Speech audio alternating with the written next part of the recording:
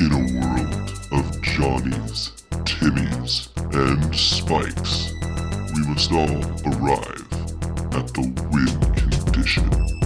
Are these mythics like Chandra and Hazoret now worth dirt? It's just as exciting to see the art on these cards as it is to read what the cards actually do. Everybody wants to play this game differently. Brawl really needs to be given a chance before these major influences start crapping all over it. Go out there and play some Magic. Hello again, and welcome back to the Win Condition Podcast, your source for lore, news, and brews in the Magic the Gathering community. My name is Sean. I'm your host. I'm joined by my co-host, Greg. How's it going, Greg? Doing okay today. Little wet. Little wet indeed. It's raining out here in Fresno. I just cleaned my pool over Easter Sunday, and it's already raining in there, and I'm feeling a little salty about that, but anyway, at least you're not by the coast where it's really salty. That is true. But now that we've got it up and working, we can actually use the spa. We went swimming a couple of times already. And I mean, it's the beginning of April, but it is already getting kind of warm out here. So, yeah. Last week, I think we hit like a 90-degree day out here. Oh, wow. In the Bay Area. It's been 80s for sure. I wouldn't be surprised if it actually like breached into 90 a minute, but yeah, it's been really nice. Really nice. Before we get too deep into this, I just wanted to talk a little bit about any kind of Magic we've been doing this week. Mine in particular, with the release of Masters 25 coming out very recently. A lot of prices of cards have dipped down, and I am now the proud owner, finally, of my first play set of Street Wraiths. I am so excited. Foil? I've been wanting to play like Grixis Death Shadow in Modern for the longest time, and when Street Wraiths are $10 a pop, it's a little daunting, but now I was able to get an entire play set for $10, so I was very happy about that. Yeah, it seems pretty good, yeah. Yeah. Those and Simian Spirit Guides are running about $250 right now, so go ahead and pick yourself up a playset if you don't have one already. And Greg, do you know where they can pick up their playsets? I believe they can pick up their playsets at flipsidegaming.com, where you put in that promo code win condition in all caps, and you get 10% off your total order. Exactly. And all the proceeds from that promo code will help fund future show giveaways. Like the one we're sending out now? Yes, I finally received everyone's address. The packages are going out soon. Don't fret. We haven't forgot about you. And I thought we totally forgot about them. Yeah, well, to all our listeners out there, each of our winners is receiving 5 cards from us. So not too shabby. We like giving back to the community, and we really appreciate the feedback and the interaction. So any future giveaways we have, feel free to contribute. You might win something cool. So, all right, without further ado, why don't we make haste to Lore Corner?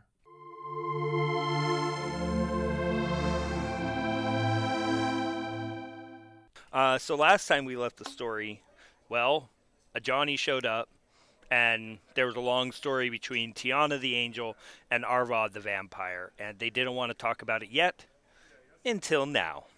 Right. Where do we start on this story today? Well, before we get to Arvad, we get to look deep into the history and origins of Tiana the Angel. Wait, how old is she? She's like 2 years old, isn't she? Based on all this, it looks like she literally was brought into her right a couple years ago by Lyra Dawnbringer, and the Cabal was already running rampant. So it couldn't have been too long, but she was born full-fledged angel with all the memories and the things and information about the Church of Sarah. Okay, gotcha. Yeah, I thought when it was referencing the Cathedral of Sarah for a second, it was talking about before the actual plane had collapsed. But no, there is just a cathedral to honor Sarah. I think they were talking about Lyra there. Okay. Because Lyra Dawnbringer was originally in the plane of Sarah's sanctum, but she was one of the last ones out before it got condensed into the Power Stone. Okay. Gotcha. That makes sense. Okay. So Tiana's history starts with her being created for a purpose. She was prayed for by some mortals who needed a guardian. And so she kind of gains her consciousness. You know, angels aren't necessarily born like humans. They are, when they're born, they come with a purpose. Yeah. And Tiana was oh so excited about diving into battle and fighting against darkness and evil and doing everything that Rhea Dawnbringer or that Lyra Dawnbringer does. But unfortunately, there were other plans for Tiana. And Lyra says, "You are to go and guard something very important for these mortals." And Tiana's like, "Surely it's something that's, battle wrought and very dangerous. Okay, what is it that I have to go guard?" And Lyra says, "It's a complicated irrigation system." And Tiana's kind of just trying to bite her lip, going, "Okay, yeah, this is probably the most amazing irrigation system ever. My life has purpose. I'm an important angel." And she's just kind of at odds with her own feelings about her assignment. And she was told that the mortals, who created this structure were praying for a protector. So, she knows it must be very important. This is Yeah. obviously, my calling, my duty. I'm just going to suck it up. I'm just going to do it. And so after she agreed, she says, "Yes, let's go." Lyra's like, "All right, cool." She was a little worried at first that, Tiana might be a little offended at her Now, role, but Tiana what was took it the all in stride. other reason why that she was worried, though? What's that? There was another reason. What's that? Her creation took a lot longer than any other guardian angel had ever had. Matter of fact, it was probably one of the longest they'd ever seen. I mean, it took a few months to make her. I mean, it gets to the point now that they're on their way. She's gotten her weapon. Her and Lyra Dawnbringer are heading to this great irrigation system, and on the way there, they're talking about her creation. And while she's getting the weapon, she talks to one of the human clerics there in the Church of Sarah, and about how it took so much longer for her to be created, and how that was actually kind of weird. Um, and it's kind of interesting to think about this. I mean, we're used to humans taking 9 months to create, and then you're born, and then you got another 18 years before you're really ready to be functioning, right? But 3 months, I mean, I don't know if that's what it said here, but it took longer, and it felt weird. So they end up going. Lyra and an escort of angels go to the irrigation system, and well, they see smoke, and I mean, the first thing they say, "Oh, well, that's a common thing. There's always smoke." And then they get closer. There's a lot of smoke, and well, they were late. The entire town had been destroyed. No irrigation system for her to protect. Nothing. And she's kind of turns to Lyra and's like, "Now what do I do? I have nothing to guard." And she kind of has a crisis of faith during this time. And what we next see her is back on the Weatherlight Restoration Project, where she's working with Hottie. Hottie? Haughty, yes. Hottie. Okay. And they're under the decks, and they were kind of talking about this.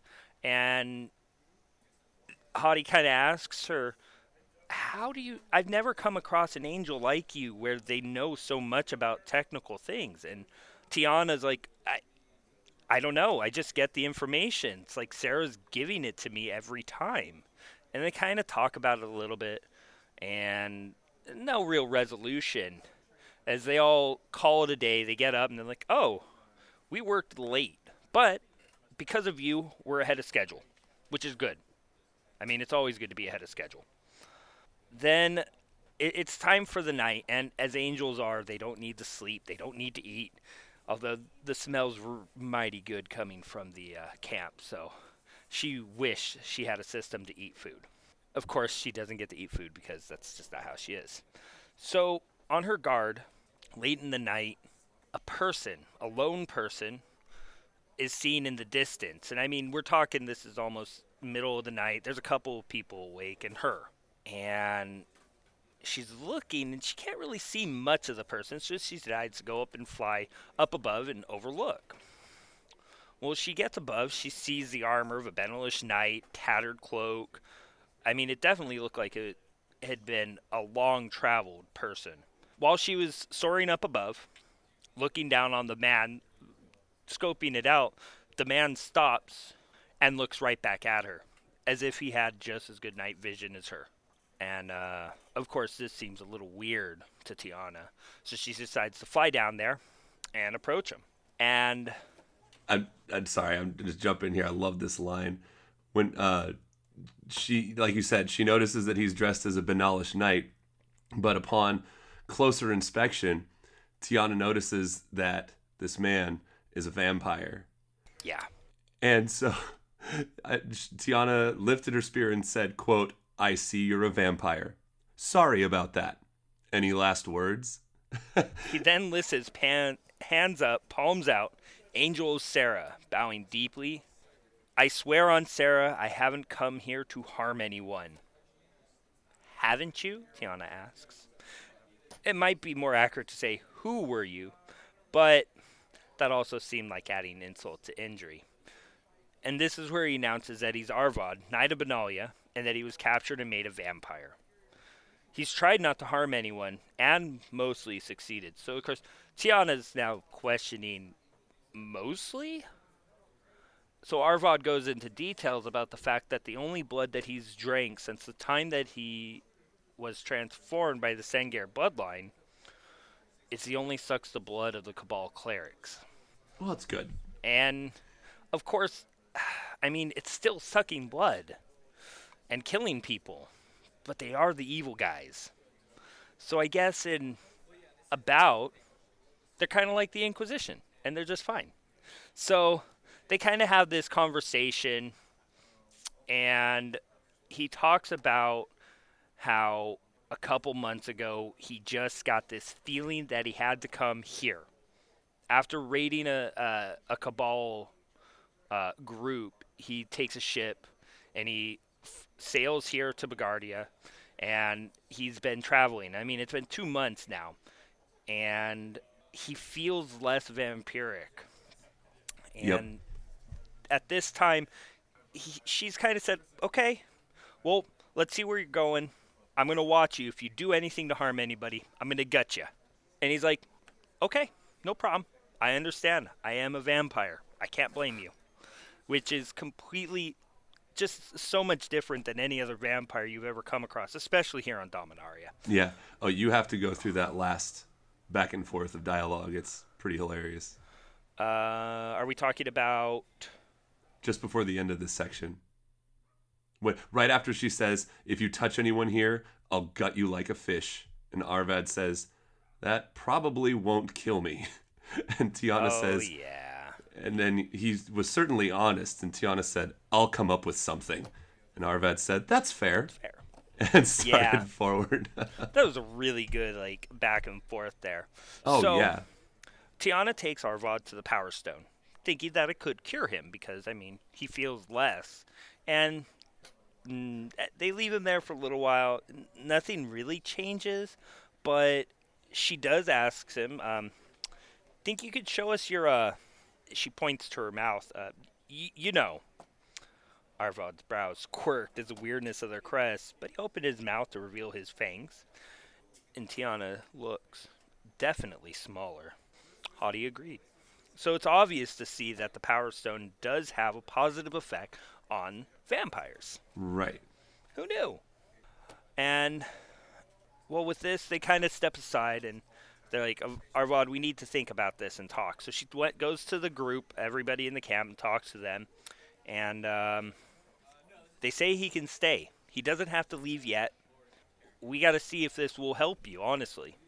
And he was definitely surprised. I mean, he wasn't told by humans to get out, which is just one of the best courtesies he's ever seen as a vampire. He is now. So while he's out there, he's trying to do normal things, help out the camp. So he goes fishing. And Tiana gets told to go fishing too. And they kind of have a heart-to-heart out there. And one of the things they notice on the hole is a dark spot, some fungus. And that's where she mentions that Joyra went to Molimo to get a new seed to grow the hole. And Arvad asks, wait, Joyra? You can't be talking about that Joyra. And Tiana goes, yes, that Joyra. And they are all true. It was a pretty cool part. Yeah. And she just, it's kind of cool. So, and there's something that he says. So Arvad seems surprised. I didn't think you were a battle angel. I thought you were an artificer angel. And Tiana's like, no, there aren't any artificer angels. But you're the one directing all the work. He tapped his ear. There are a few good things about my condition, but the improvement in my sight and hearing is one of them. Well, I don't have any official angel skills. I'm not supposed to be working on the engines, but Tiana waved her hands, trying to explain it. Sarah is giving me the knowledge of where things are supposed to go. I can see how everything is supposed to work. Well, if Sarah is giving you that knowledge, then it's an official angel skill, says Arvad. So this is where she's kind of turning the page and she's starting to think about, well, maybe I am still supposed to be a guardian angel, but the irrigation system wasn't what I was supposed to guard. Right. So as we continue... Oh, go ahead. Yeah. No, yeah. So she was definitely beginning her being assigned to guard a great machine. And as Arvad tells her, the Weatherlight is a great machine. She begins to have this, change of consciousness where she's all of a sudden accepting the fact that she has some purpose, but she's still a little wary. But in this next scene, once again, it's an afternoon, and they were talking about the Weatherlight and, different pieces of it. All of a sudden, out in the distance, they see some flames shoot up, and someone shouts, "Was that a volcano?" "No, it's worse," Tiana said. "Everyone run and take cover." A gigantic phoenix was soaring through the air, about twice, its wingspan about twice as big, or several times as big as Tiana's. It starts barreling towards the Weatherlight as well as all those in the encampment. And this feeling just grips Tiana, and it's a feeling of, I must protect the Weatherlight. I must protect these people. I must destroy this phoenix. So she takes flight, and she prays to Sarah to give her strength. And she sees her blade begin to glow with power as she starts to charge at this phoenix. So the phoenix sort of dives over to the side, attacking her with its claws, getting a hit in here and there, singeing her wings. And the thought of her wings burning off really kind of gave her a scare, but not enough to deter her from fighting this phoenix. But with this dodge, the phoenix passed her and is now heading straight for the encampment and the Weatherlight. And she's thinking, oh my God, no, I have to keep protecting this. And then she sees arrows begin to fly through the sky and pierce the phoenix. And it burns one of the arrows off of itself as it continues, but more arrows come and start to pelt the phoenix. And she notices it's Arvad. And he's shooting at this phoenix from the encampment, instructing these people to flee. And it just gives Tiana this sense of, courage and even more purpose to defend these people. And so she soars and drives her sword straight into this phoenix. So she pushes this phoenix with her sword in it out to the ocean in order to make sure that it doesn't harm the Weatherlight or anyone else in the camp. Mm-hmm. So finally, this phoenix sort of slumps down into the ocean, and she returns to the encampment, and she's contemplating. She's saying, gosh, this Arvad, he could have easily just killed and drank the blood of the people in this encampment. He could have stolen the Power Stone and fled, but he chose to stand and fight and defend and help. This is something special. Well, at this point now, after she talks to everybody, she talks to Arvad, and in talking, she's like, I'm surprised you didn't do anything malicious, pretty much, and notices that his cloak is tattered and burned. And I mean, she thinks back to her wounds, and she's like, "Oh, but I'm an angel. I just healed." And then one of the camp members came up and said, "Arvad saved us. He helped us out of a burning tent, and that's why he was burnt." And it was at this point that Arvad told Tiana that he wants to serve on the Weatherlight, and Tiana's like, "Well, let's have you here until Joyra, and I'm gonna join too. I'll be a crew of the Weatherlight." And then just to kind of go back, there was a moment during the story where she was even questioning whether or not she wanted to continue on with the Weatherlight because, again, she was uncertain of her purpose in life. But with this sort of, with this whole interaction of Sarah teaching her how to care for the Weatherlight, the inherent urge for her to want to defend the crew and the ship, as well as Sarah granting her power through her sword to defeat this phoenix. Yeah, she definitely gets a new sense of purpose and feels very, very good about herself and her position with the Weatherlight and its crew. So we get to see a little bit more of how this crew is brewing up, and now we know a little bit more about Arvad and how he came to know Tiana, and now that Joyra has returned, we have a Johnny.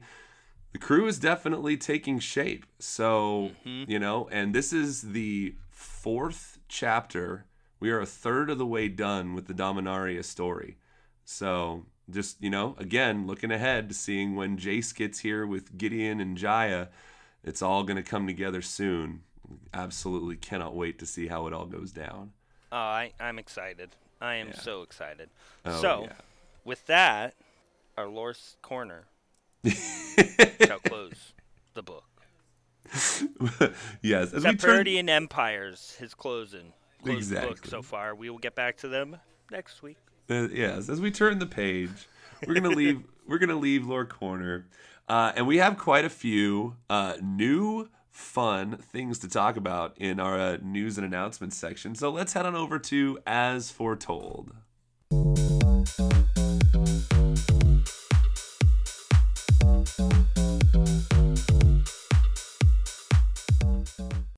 So we had 2 products release between now and the last time we talked to you. We have the release of the Challenger decks as well as the last dual deck. Yeah, the very last one, which I went and picked it up because I couldn't resist. Oh, nice. Why don't we start there then? Let's talk about the dual deck, Elves versus Inventors. So one of the coolest things about this is the first time we get to see that new legendary frame. Yes. And we get that in the form of Azuri, Yeva, Dwinin, Kira, and Pia Nalar. Yeah. Nice. And I'll tell you, they look really good. The foiling on that Azuri looks good. It's a strong deck. It's worth playing. It doesn't have like your Priest Titania and some of the other cards you really want to be playing with, but you know what? It's still a strong deck. Yeah. Of course, that Inventor's deck coming with a Solemn and a Darksteel Plate. Wow, that's pretty sweet. Yeah, it's pretty good. I want to say Darksteel Plate originally from Mirrodin Besieged and also saw a Commander reprint, I believe. Yep. But not too many of those out there, so that's definitely a great card to grab, especially if you're into playing that EDH format. Whoa. It's called Commander. Oh, I'm sorry. It's called Commander. And these aren't spoilers, they're previews. And yeah. So, all right. Well, we have that. It's all good. Yeah, we have that dual deck coming out, but then, ladies and gentlemen, we have the first ever run of Challenger decks. Greg, is the sky falling? Are these mythics like Chandra and Hazoret now worth dirt? Like, what is going on? If you're in California, the sky is falling, but it's coming down in the form of rain. Oh. Otherwise, God, no. Everything that's getting printed here is just fine. It's not taking a plunge in the standard market. Now, once we get out of standard, will these take a plunge more so than normal? Probably. Right. But in the time now in standard, having more cards is always fine. We only really see those plunges when we're talking about modern and legacy, and mostly modern. And there's been a lot of focus on this big red deck because a lot of people looking at Hazaret and Chandra as, oh my gosh, with these cards being printed in this pre-construction deck, these prices are going to tank. It's terrible. Well, Greg, these two cards also have been seeing slight play in Modern. I mean, Yes. Hazaret showing up in Affinity, that's kind of crazy. As well as Chandra showing up in some burn decks, among other things. I mean, these cards are going to survive the test of time, as well as Chandra probably sees some good play in other formats like EDH and maybe even Legacy. I'm not 100% sure. But I don't know about Legacy. It's not a Jason Mind Sculptor. Right. But I mean, with these other decks, you've got the Snake Counters deck, you've got the Approach deck. Some of those cards might not necessarily. I mean, there wasn't much, I guess, value in there. Walking Ballista is still maintaining. Yeah, Walking Ballista, again, another card that sees play in multiple formats. Yeah. But again, those prices were already pretty firmly situated before the printing of these Challenger decks. So with the release of these, I really don't see much problem with the actual price point of these cards. I think everything is going to be just fine. Yeah, I completely agree with that. I don't think there's much fret or worry or pomp and circumstance to being fearful of what will happen to your card value. Exactly. I mean, sure, in a few months, we're going to have some of these cards rotate out. But if you want to pay, what is it, 30 or 40 bucks to get a deck to go and play at your F&M and play and be confident that you are going to be able to win some games, that's great. I mean, that definitely seems more than worth it. And I think that it's a great opportunity, a great avenue for newer players to jump into a more competitive scene rather than just picking up packs, making decks casually at your kitchen table, and playing with your friends. Yeah. No, I agree. Yeah. So, we are in spoilers season. Since we're talking about Challenger decks, we're talking about the lore, there's so much new story, we have new cards being spoiled every week. And I know we got that huge spoiler with all the cards and not much of the art, and there's just so much good stuff. There's only a few that we really have time to touch on, though. So, of course, last Friday we got Karn's Temporal Sundering. We didn't get much over the weekend, but cards to make note of is we got Weatherlight. We did. It's a vehicle. It's official. It's a Crew 3. Joyra can captain it. Yeah. And the ability is actually really strong. The ability, when it deals combat damage to a player, you look at the top 5 cards of your library and reveal a historic card from among them and put it in your hand. Remember, that is artifacts, legendaries, and sagas. Yes. So much good Oh, there. yeah. And we got all sorts of other good stuff. I think one of the stronger ones came from the 3rd, and that was Tat Yova, the Benthic Druid. Did you see that one? Yeah, I did. Why don't you tell us about Tatyova? It's an uncommon, too. It's an uncommon legend, so it's 3 generic green-blue legendary creature Merfolk Druid. It's a 3/3, and it says, whenever a land enters the battlefield under your control, not only do you gain 1 life, you also draw a card. So it's a little bit of Courser, a little bit of Horn of Greed. It just feels strong. I mean, sure, it's a 5-drop, but it does what you want to do. Yep. So strong.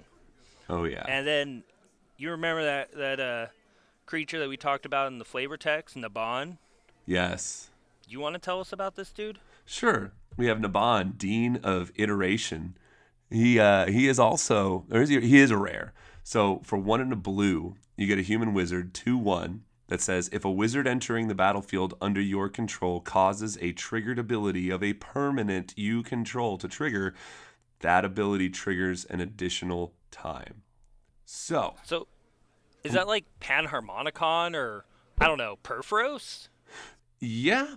Now, my question to you is, if you have Naban out, right, and you were to cast a Snapcaster Mage, the ability on Snapcaster Mage giving a card in your graveyard flashback is the ability of a permanent you control, right? I mean, yeah, it's also a wizard. There you go. So, yeah, I mean, this basically I want to say yeah. I think it does. This probably will double up your Snapcaster Mage enter the battlefield triggered abilities. Absolutely. Wow, that's really strong. Yeah. I mean, Anything else like I don't know. Let's just say Warstorm Surge, for example. You know, you want to play a wizard, deals that damage with Warstorm Surge equal to that creature's power. You get to do it again. Yeah. And I mean, I mostly want to talk about cards we didn't see in that original leak. I don't believe Yawgmoth's Vile Offering was in there. I don't think so either. Why don't you tell us about Yawgmoth's Vile Offering? So this is legendary sorcery, and it's a 4 generic and a black. And what it says is put up to 1 target creature or planeswalker card from a graveyard onto the battlefield under your control. Then destroy up to 1 target creature or planeswalker and exile Yawgmoth's Vile Offering. There you go. Wait. Does that mean I get to steal my opponent's Ugin? Absolutely. Karn? Yup. And then exile their Karn? Oh, heck yeah. That just sounds good. Absolutely. It really does. I'm pretty excited for a lot of these cards. Oh, yeah. Now, going in accordance with the let's talk about cards we haven't seen in the spoiler before. I don't think we've actually talked about this one yet. But if you are a commander, thank you, player, not unlike ourselves, and you like Sultai, have we got a commander for you? Oh, God, this thing is busted. This thing is insane. It's called Muldrotha the Gravetide.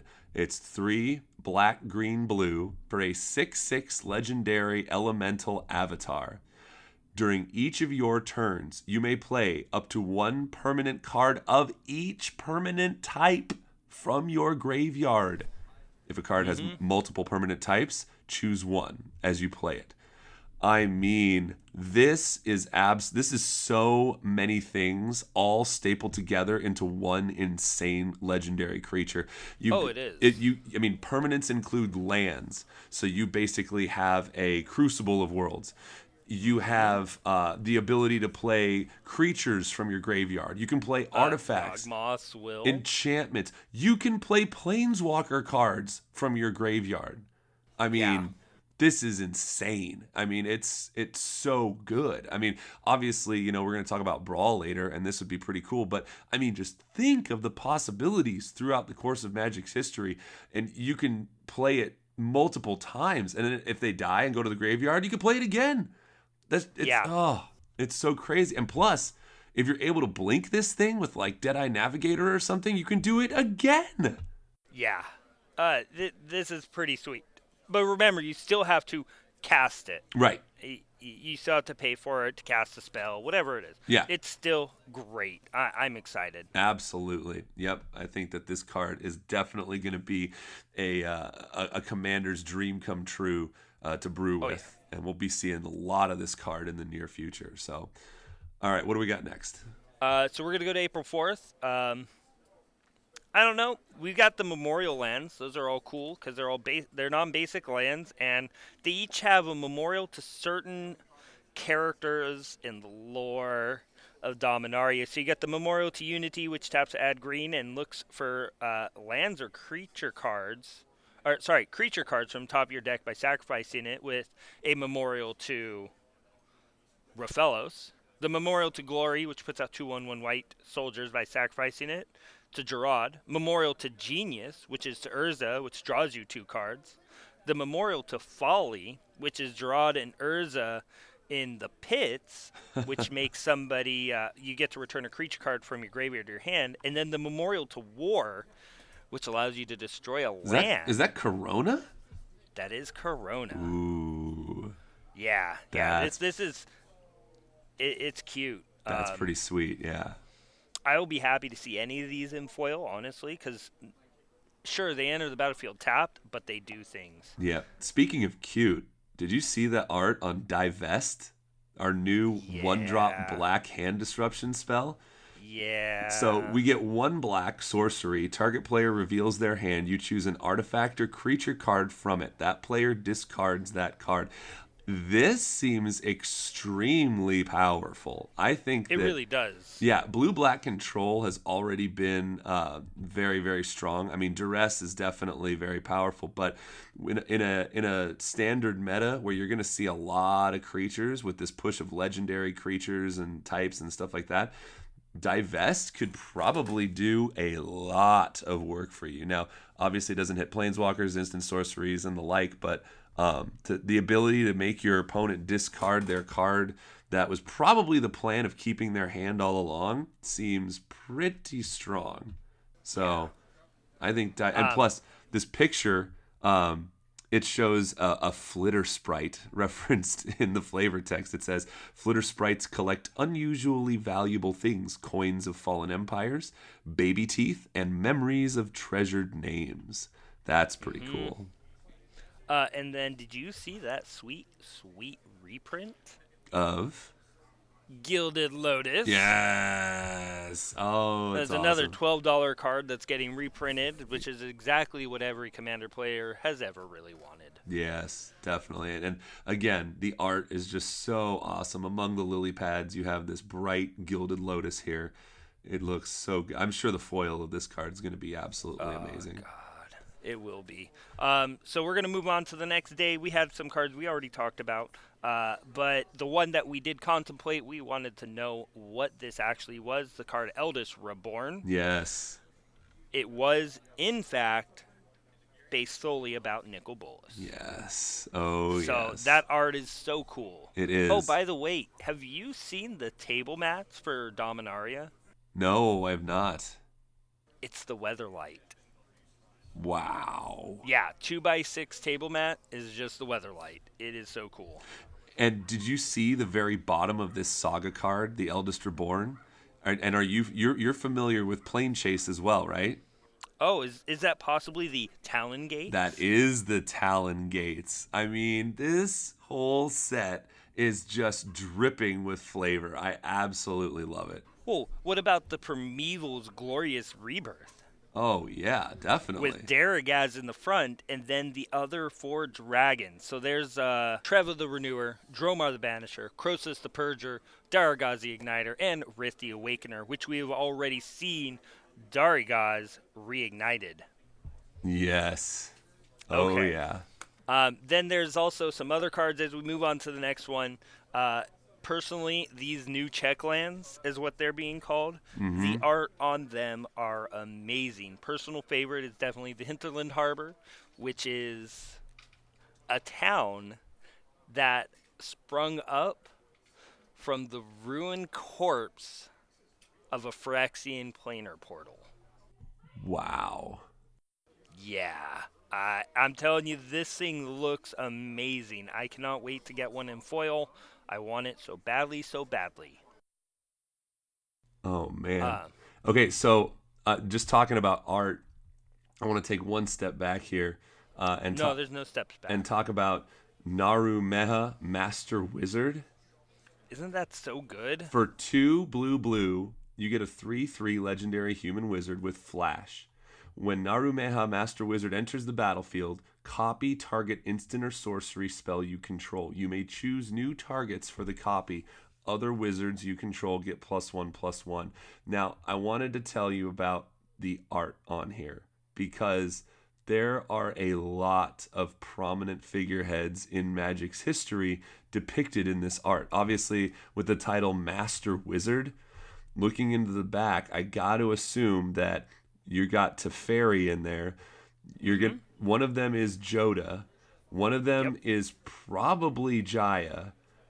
And there's... I mean, could we possibly have Chancellor Rain in there too? I said we might. I was even wondering so far, I mean, given the concept of time, could one of those be Urza? No. No? Okay. No. None of those are Urza. Sorry. Okay.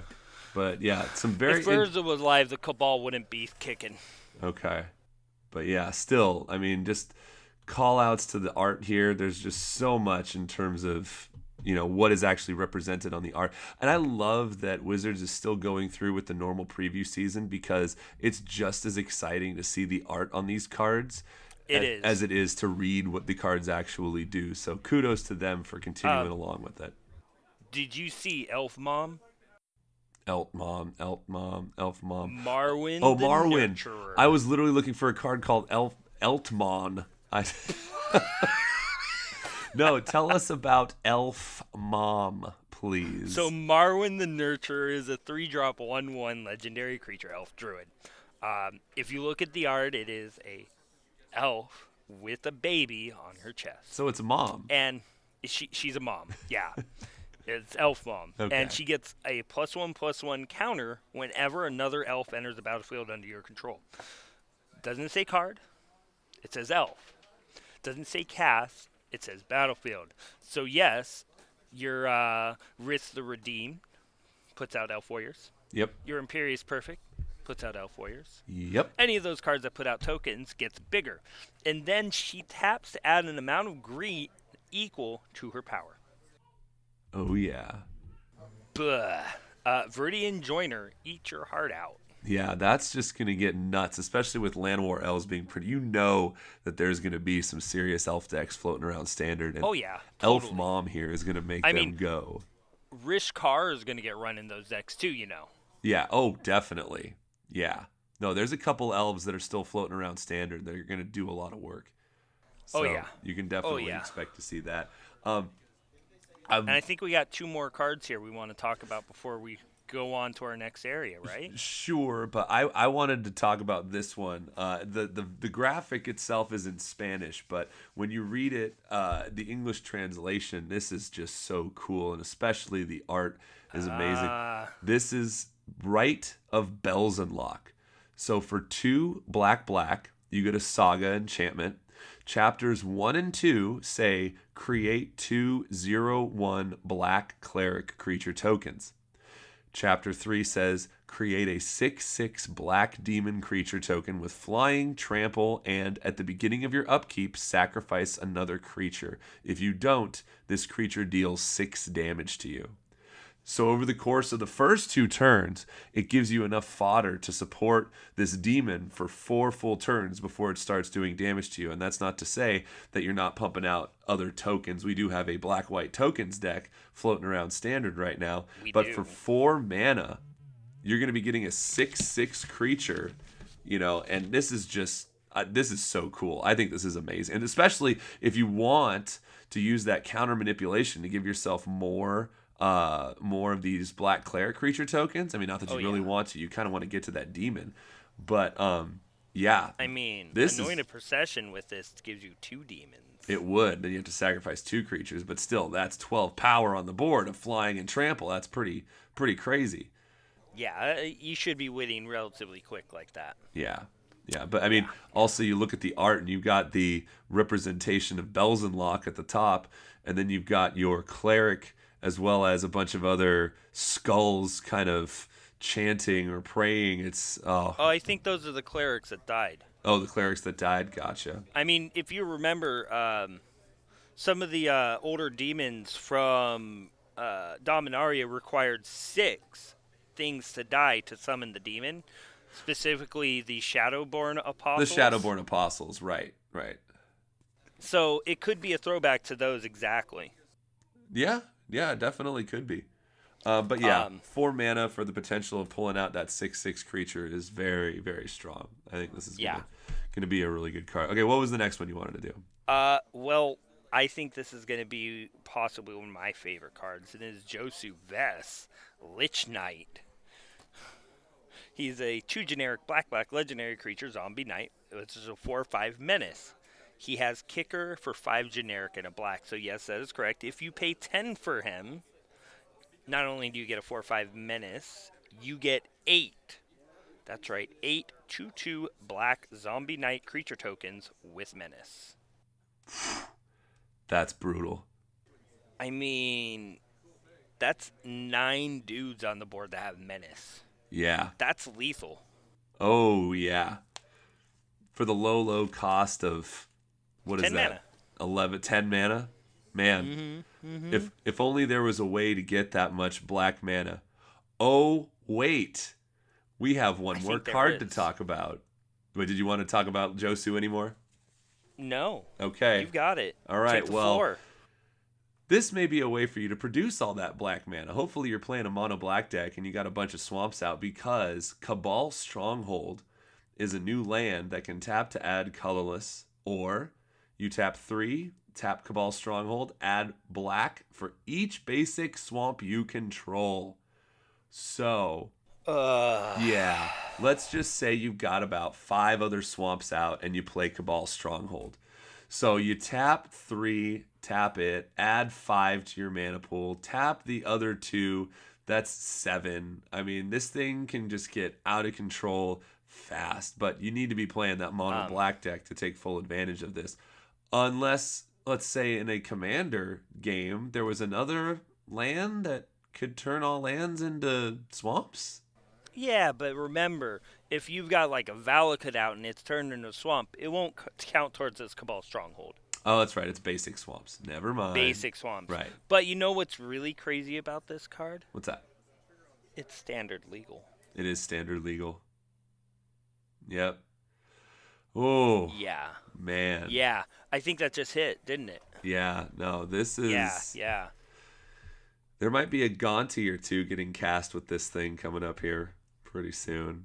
I mean, mono black can really, really get out of control, especially when it has this much mana. Oh, yeah. So, with that being said, I think there's the other art on the Antiquities War is really cool, but I don't think we need to talk about it too much here because I think we need to move into the brews. Yeah, we do. We do. Now, there is a GP going on this weekend. In fact, there's 2. They're both in Seattle. So the first GP that is currently going on today, Friday, is a Legacy GP. And, man, I tell you what, I watched the first round of coverage oh my gosh, what was it? It was a Death and Taxes deck versus I forget if it was a Grixis or a 4-color deck. But the first, it was a deck. Yeah, the first game went about 58 minutes, and it was just really back and forth. Now, that's not to say it wasn't fun to watch. So many different decisions, and trying to get around certain situations. But I mean, Legacy is a whole nother animal, and unfortunately, I don't have too much experience with it. But it's definitely fun to watch and see these people kind of do what they do. But never fear, if Legacy is not your thing, there is a standard GP coming up that starts, I believe, tomorrow. So we get a double dose of GPs out of Seattle. So look forward to that this weekend. But yeah, let's move on here. There's some stuff that we want to talk about a new format that's been introduced very recently. Let's head on into the Brewmaster's Lair.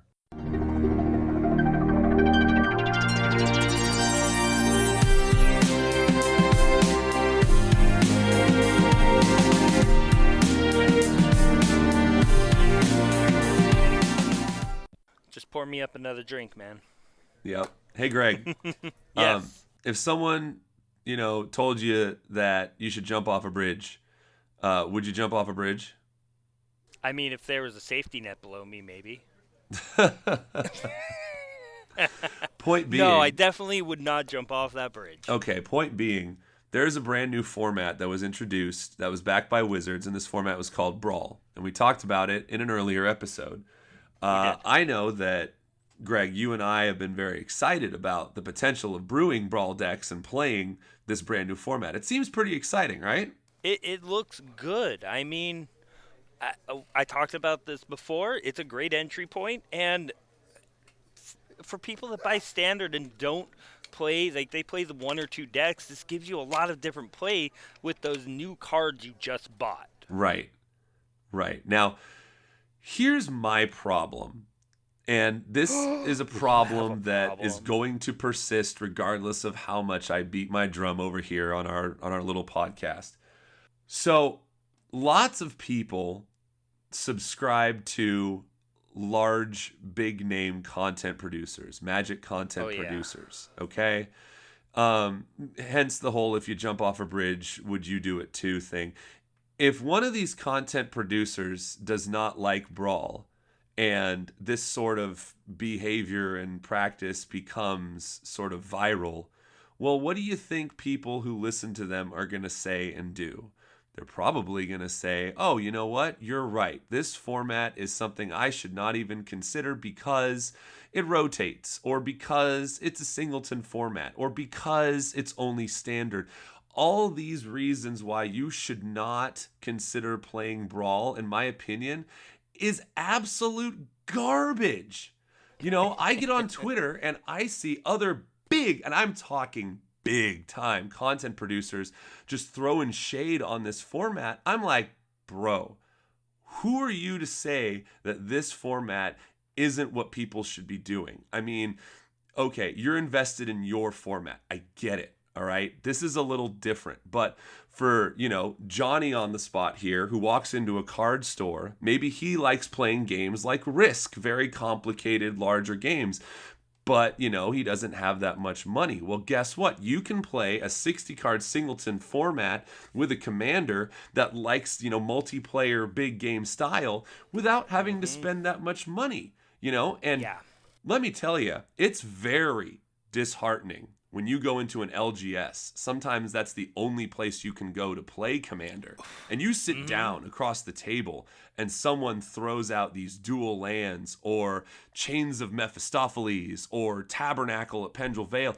And you're like, oh, Whoa, that's whoa. cool. What about cards like Invoke Prejudice? Or Invoke Prejudice. Okay, I own that, yeah. And but anyway, it's very daunting, almost depressing, to say, hey, that's cool. How much are these cards? Oh, a couple $1,000 just for these cards here. It's like, that might turn some people off of the format and say, you know what? I can never compete. I can't afford that. Maybe I better go play a different game. Well, now we have a format that doesn't cost that much to get into. It's just as casual or competitive as Commander. I mean, to say that Commander is just a strictly casual format is ridiculous. So Right. I think that this format of Brawl really, really needs to be given a chance before these major influences start crapping all over it. I mean, it's ridiculous. It really is. I mean, I'm totally on board with you. It's major content providers, if you hear us, there's no reason to put shade on anything. If Wizards comes up with a new idea, why would you want to shoot it down? I mean, honestly, there's no reason to. And everybody wants to play this game differently. Not everybody's as inventive as others to try something new. And this is a great way to let people try something new. Right. And it's kind of hypocritical if you get on, your own content producing medium and you say, oh, have you read Twitch chat? It's toxic. Or, oh, these players who come into LGS and if they're bad people around bad players, don't be around them, blah, blah, blah. Don't avoid their influence, Well, what you may forget is that you influence millions of people. And the fact if you say something's bad, chances are they're going to go right along with you and say it's bad too.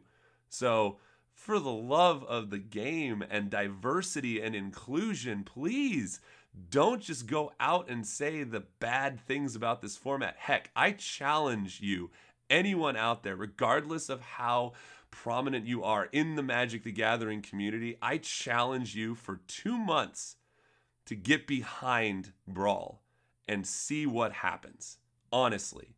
Because there is such a wide array of players out there that this is going to hit home for a bunch of them.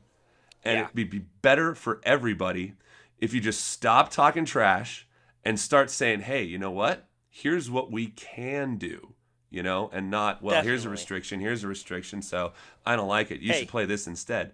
Restriction breeds creativity. I've heard almost everybody say that. So why not get creative and actually take a stab at playing this format the way it was meant to be played? I mean, come on. All right. So with that being said, I don't think we need to delve a little bit more into this rant. Yeah, but, I mean, I've been brewing a deck, and I think I'm excited for this because I made Kumena Merfolk. Ooh, but, nice. I'm throwing it up a little, running Force Adaptation to make things like Nezahal and Galta. Oh my god, Dinosaur Merfolk? What? Yeah. And you know what? I think it does stuff. I mean, there's not a lot of Wrath in those colors, but there is like this 6-drop sorcery that puts 2/1/1 counters on every creature you control. Yup. I mean, that does stuff with Rishkar, right? Absolutely. I mean, talk So about mana there's just all sorts production. of like interesting things that I can do. The only thing I'm missing right now is my walking ballista. Oh yeah. Oh my gosh, walking But ballista just does so much. I had the idea for my next Brawl deck. I mean, as you know, I'm getting a case of Dominaria. Ooh, Um, nice. I was thinking Joda 5-color legends. Yes, I And like it. just build the entire crew. I mean, Arvod giving +2/+2 to all legends, and then you got Jorah drawing you cards. I Oh, can't say no. I think that that's a great idea. I mean, Joda Legends is such a flavor win. That sounds like it would be so much fun, not only to play but to just watch happen and sort of see the story unfold as the game goes I on. I'm excited to try this out. And I mean, I've got all those 5 tap lands that are both the basic land types, and then we got the 10 check lands. Oh, it's all there. It Nice. really just is. And I get to play with things like Zakama in there. I mean, cast Zakama for 5 and untap 9 lands. Yep. Yep. Does That this feel good? that Is it just good when Zakama is a 11/11? Oh yeah, and not to mention you're probably running a couple of those flip lands in there too. I mean, there was a Oh couple of yeah. them that will produce obscene amounts of mana, and if you can untap those after emptying them into your, mana pool. Oh, sorry, we can't say mana pool anymore. But if you tap them for tons of mana and then use the comma to untap them again, that walking ballista is going to be so juicy. Or any number of things. I'm excited to make a deck for this because having that limited makes it so I can do a lot of stuff, but there's also not a lot. I will have to get a Scarab God though. Oh yeah. Well, they are coming down in price. I think they're below $30 now, and I know that's no, small order, but that's always good to Well, see. I don't know if you've seen the price on a Gauntlet of Might. I picked one of those up some years back for like $60. They're like 400 now. Oh, is that the one that's just the red? Yeah. Yeah. Yeah, Talk about those. weird things. And you were building a deck too, weren't you? Yeah, I mean, you want to talk about restrictions. I could not help myself but try to build a Karn Brawl deck. Now, I know that you might think it's going to be really hard because with the restriction of the land base, it's not going to be easy to find lands that produce colorless mana that don't also produce a different color. So, after doing a little bit of digging, and including cards like Zalfirin Void from Dominaria, you're going to be getting 19 straight up lands that will produce colorless mana. And that seems like not that much, but hear me out. Here's my pitch. There's also a lot of 3-drop mana rocks in standard that you're going to be able to get to.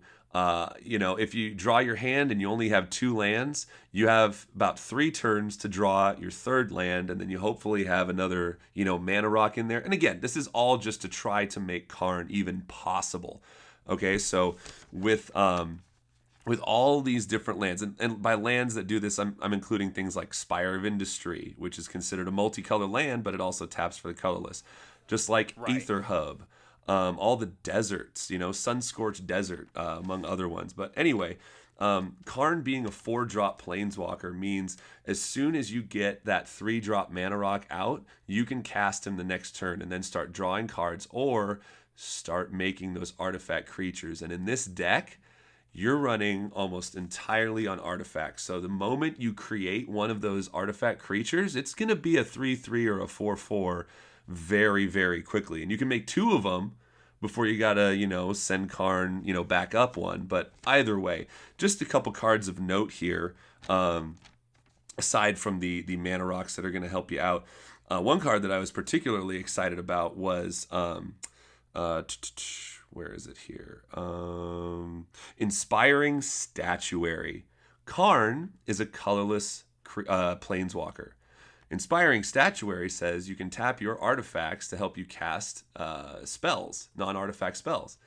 So you'll be using Karn. He'll probably be dying, but with your plethora of artifacts you'll have out, you're going to be able to cast Karn relatively easily whenever you want. So Yeah. if your sole purpose is producing artifact creatures with him, guess what? You can tap those to help cast Karn later on in the game if you're not using him to attack. Also, other cards that are pretty interesting. Gonti's Ether Heart. You're going to be a little slow running, one drop land, one drop land. Now, obviously, there's no Soul Ring, there's no Mana Vault, so these decks are probably going to be performing a little bit slower than, say, a Commander deck. But with all the artifacts that are coming down, you're going to be able to take that extra turn, possibly getting yourself back above your opponent in the long game. Not to mention, that also fuels energy production, which can then be dumped into cards like Deadlock Trap, which is a great cheap way to keep your opponent's big creatures offline. And I'm also trying to run one Multiform Wonder. And that's just a big creature. It's a 5-drop that generates 3 energy when it enters. But for 1 energy, you can use a bunch of different abilities, giving it like flying, lifelink, +1, -1, and other type things. So Gonti's Ether Heart definitely allows a lot of energy production with the introduction of any artifact onto the field. So you also want to get cards that'll help you cycle through your deck. So cards like Treasure Map, which will let you scry the top card, as well as turn into a land itself, which will help your land issues, as well as give you treasure tokens. Also, Azor's Gateway. While you may never flip it, it's definitely a great way to dig through your deck to find other cards. Oh, yeah. And then this was a little juicy one that I kind of came across, kind of a surprise. Awakened Amalgam. It has power and toughness equal to the different names of lands you control. Oh, wow. So every single land in this deck is going to be different. This thing can get stupid. I mean, late game, you can drop it, and it can just be absolutely huge. Also, Animation Module. Able to tick up Karn. It can create extra counters on permanents you control. And then also Paradox Engine, one of the larger cards in this deck. Obviously, casting spells to untap permanents, all those mana rocks, you're going to be able to use them again. A lot of vehicles that require very little to crew, like Aethersphere Harvester, Untethered Express, Mirage Mirror. You wouldn't be running Hope of Girapur, would you? I am running Hope of Girapur, yes. Maybe I'll try to post this list to see if there's any feedback on it that you guys can help contribute. But bottom line is, Urza's Tome also is a new card in Dominaria that's going to be great because it says you draw a card and then you either discard a card unless you exile a historic card from your graveyard. Well, guess what? You can probably discard artifact cards, and then if you exile that, you just get to tap 2 and draw a card. So that seems pretty powerful. Other cards like Sorcerer's Spyglass to take down your opponent, to kind of, disrupt what your opponent's doing. Universal Solvent is one of the only removal spells / artifacts that you can run in this deck, seeing as it is colorless. But it will allow you to destroy a permanent, and it does require 7 mana, which means it's going to be a bigger threat later in the game. Throne of the God Pharaoh. We are running vehicles, and Karn will be pumping out artifact creatures, and this is just an extra way to get some extra damage in on your opponent on your end step of your turn, regardless if you have to attack with them or not. Yeah, it's man, really cool. You sound like you got the deck pretty shaped up, man. Oh, yeah. I mean, Foundry Inspector, as well as Chief of the Foundry, making all your stuff cheaper. The only real problem, like I said, is the restriction on the mana base. Now, with a couple of these cards able to flip into lands, technically your land count could go up. But you want to keep the cost of your cards down because it'll take you a while to get going. But once you're actually able to play Karn and really start digging through your deck for those cards or making those creatures, it could happen. It could get pretty good. So this was so much fun to do, just to brew. I mean, obviously, I love brewing. That's part of the reason why I love this Brawl format so much. Please stop crapping on it, everybody. So, yeah, I mean, I'm going to build this deck, and I'm going to play it, and I'm going to have fun. So, sit on it. That's good. That's good. All right. So. Anyway, I had a ton of fun doing this. Greg, was there anything else you wanted to mention before we start to wrap things up here? Go out there and play some Magic. Absolutely. That's Absolutely. It. Just go play Magic. I mean, there's no reason to say, oh, no, I'm not being included. I don't want to play a game. Don't worry about it. Find a good store. Find a good group of people. They're out there. Yep. Go play Absolutely. Magic. I mean, that's how I met this guy, Sean, right? Yeah. Yeah, exactly. Mm-hmm. Oh, Metalwork Colossus is also pretty good in this That deck. seems kind of busted. Yeah, and Mirage Mirror too. So, Well, you have to play Mirage Mirror. That's yeah, kind you of get a to play so no-brainer. many fun cards. Oh my gosh. So, and Inventor's Fair. Go get anything out of your deck. It's a tutor. Come on. Come on. All right. All right, so where can they find you? So when I'm not buying cards from Flipside Gaming at flipsidegaming.com, where I use the promo code WINCONDITION in all caps to save 10% off of my purchase of $10 or more, which help contribute to future show giveaways, you can find me on Twitter at MTG_Sean. You can find me when I'm not doing those things or something like that on Noob/2003 on Twitter. And the show is at The Win Condition. You can look at us on Instagram at The Win Condition MTG. Check out our YouTube page. And yeah, all that being said. Oh, there is one more thing I wanted to say. Yes. Thank you, everybody, for joining us for our 52nd episode. Oh, yeah. A year. 52 episodes. Yep. 1 year into it. Wow. It has been fun. I've loved doing this. One of the things I really love about this is I'm a very deadline-driven person, and I've done a lot of things creatively, but it's always kind of fizzled out. But this really gives me an opportunity to talk about something I love on a weekly basis and get it out there. And the feedback is wonderful. I love interacting with you guys. So thank you for motivating Greg and myself to keep doing this. We really appreciate it. We do. We Yep. do. All right. Well, Alrighty, guys. all that being Stay said, dry. Greg, thanks again. No problem. And we will talk to y'all next week.